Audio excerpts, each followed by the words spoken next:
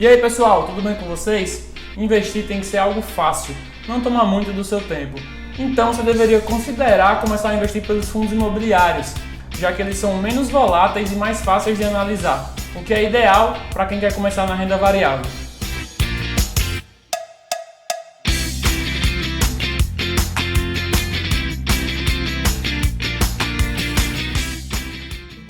Hoje vamos aprender como analisar fundos imobiliários e no final desse vídeo a gente vai mostrar a nossa carteira de fundos imobiliários.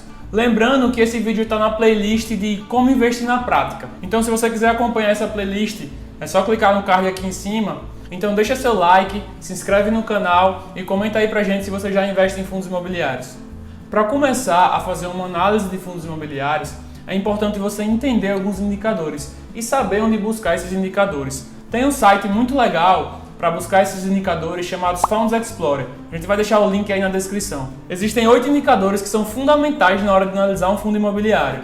Hoje a gente vai conhecer esses 8 indicadores. Então vamos lá. O primeiro indicador é a governança. É muito importante que vocês pesquisem sobre o histórico da gestora que toma conta desse fundo imobiliário. É importante saber se é uma gestora confiável, se ela tem bastante tempo de mercado, se não está envolvido em nenhum escândalo e algo do tipo. Existem algumas gestoras bastante conhecidas, como a Kinea, que é do Itaú, a Credit Suisse, que são gestoras que têm bastante tempo de mercado e são bastante confiáveis. Lembre-se que você está confiando o seu dinheiro na mão dessas pessoas. Então é muito importante saber quem são elas. O segundo indicador é o tempo de existência. É muito importante que você invista em fundos imobiliários que têm pelo menos 5 anos de existência para poder fazer uma melhor avaliação do histórico desse fundo. Você pode até investir em fundos mais recentes, mas desde que eles sejam geridos por uma gestora confiável que vocês já conhecem. O terceiro indicador é a taxa de vacância. A taxa de vacância representa quantos por cento daquele fundo imobiliário está sem alugar, ou seja, sem inquilino. Para vocês verem a taxa de vacância, vocês podem entrar no Funds Explorer, digitar o código do fundo imobiliário e aqui vocês vão achar não somente a taxa de vacância, mas como o histórico dela. Você pode acompanhar a taxa de vacância de mês a mês.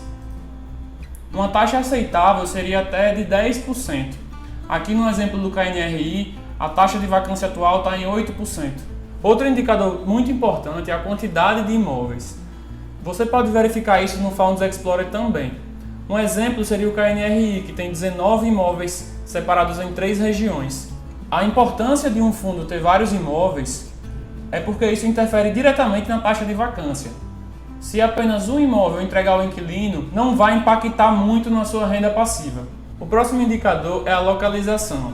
É muito importante ter fundos imobiliários com imóveis em várias regiões, porque se em determinada região o setor imobiliário for impactado de alguma forma, não vai impactar em todo o fundo imobiliário, mas somente nos imóveis daquela região. É mais uma maneira de diversificação. Não adianta você ter muitos imóveis e estão todos no mesmo lugar. O próximo indicador é o Dividend Yield.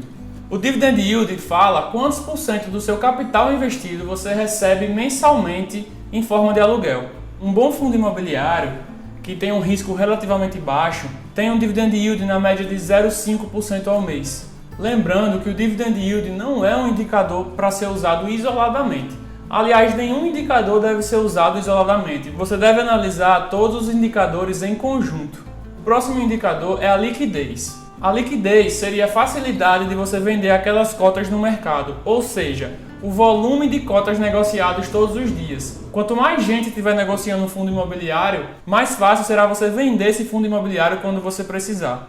Geralmente os fundos imobiliários com menor risco têm uma liquidez muito boa, o que permite que você saia do fundo a qualquer momento sem ter dificuldade. O último indicador é o PVP, que seria o preço da cota dividido pelo valor patrimonial do total de imóveis do fundo.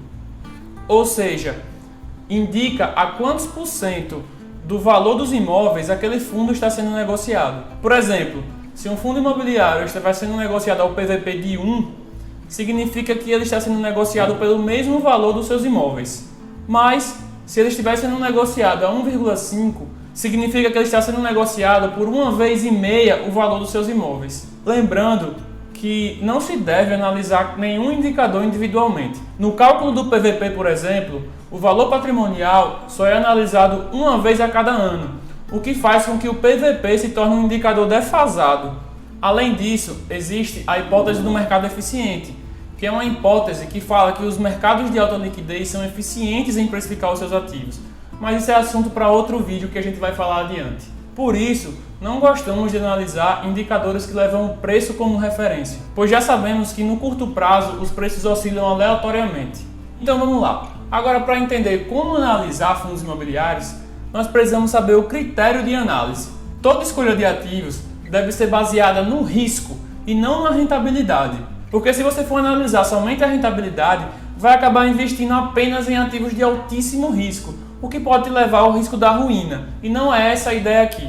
Existe um conceito de antifragilidade de carteira conhecido como a estratégia de Barbell. A ideia é permitir que o investidor proteja a maior parte do seu capital e corra risco numa parcela pequena, que pode gerar grandes ganhos. Como os fundos imobiliários devem representar uma parte mais segura da sua carteira, a ideia é investir em FIIs de baixíssimo risco. Isso não quer dizer que você não possa investir em fundos imobiliários mais arriscados, mas eles não devem representar mais do que 10% do seu investimento em FIIs. Partindo desse pressuposto, devem ser analisados os seguintes critérios para definir o risco de um fundo imobiliário. FIIs de menos risco devem ser multi. Eu sei que lá que diabo é isso, eu sei o que é isso aqui, ó. Multi-imóveis, multi-inquilinos e multi-região. E grava isso que isso é importantíssimo.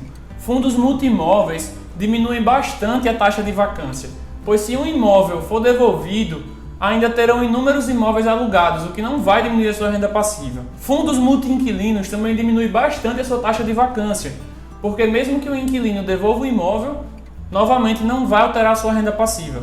Por exemplo, existem fundos imobiliários que possuem diversos imóveis, mas que todos eles estão alugados para somente um inquilino. Um exemplo disso é o BBPO, que é um fundo de agências bancárias. Todas as agências do Banco do Brasil pertencem a um único fundo imobiliário. E agora, na renovação do contrato, o Banco do Brasil está querendo devolver a maior parte dessas agências, o que vai causar uma diminuição drástica na renda passiva desse fundo. E o último é o multi-regiões, que diminui o risco do setor de imóveis em determinada região. Perceba que esse critério do multi está ligado diretamente à diversificação, que é a maior proteção do investidor na Bolsa de Valores. E agora, para você que ficou até o final do vídeo, vamos mostrar os nossos fundos.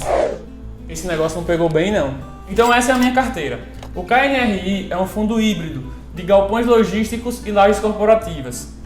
O HGLG é um fundo de galpões logísticos. O GGRC, galpões logísticos. O HGRE, lajes corporativas. E HGBS e XPML são fundos de shopping centers. Percebam que todos esses fundos se enquadram no critério de multi. Na minha visão, os fundos estão representando a parte mais segura da minha carteira.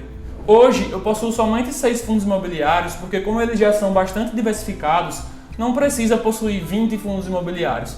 Eu já consigo uma diversificação bem grande apenas com esses 6. E hoje, se eu quiser investir em um fundo imobiliário que seja um pouco mais arriscado, como um fundo imobiliário de apenas um imóvel, mas que tenha um dividend yield um pouco maior, não tem problema, porque ele vai representar a menor parte da minha carteira de fundos imobiliários.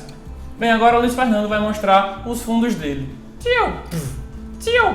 Então galera, vou mostrar para vocês a minha carteira de fundos imobiliários. Hoje eu tenho 6 fundos imobiliários em minha carteira. 5 são iguais aos de Natan, que são HGLG, HGBS, HGRE e KNRI. A única diferença é que eu tenho o VRTA, que é um fundo de papel gerido pela Veritar e que compõe a parte um pouco mais arriscada desse segmento, para dar uma emoção na carteira. Então galera, no vídeo de hoje era isso. Se gostou, já deixa seu like, se inscreve no canal, compartilha esse vídeo com algum amigo, que no próximo a gente vai mostrar como investir em ações. Siga a gente no Instagram e até o próximo vídeo.